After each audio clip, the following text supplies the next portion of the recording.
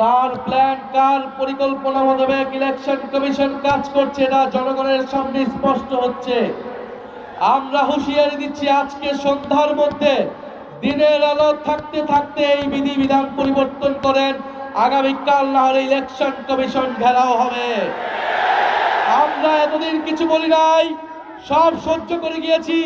ইলেকশনের দ্বার প্রান্তে এসে, ইলেকশনের প্রাক্কালে এসে এই ধরনের ভোট কারচুপি, মিডিয়াকে ব্ল্যাক আউট করে দেওয়া হবে, মানুষের কণ্ঠস্বর, মানুষের তথ্য অধিকারকে রোধ করে দেওয়া হবে, এই ধরনের কোনো আইন করা হলে সেই আইন মেনে নেওয়া হবে না ইনশাআল্লাহ।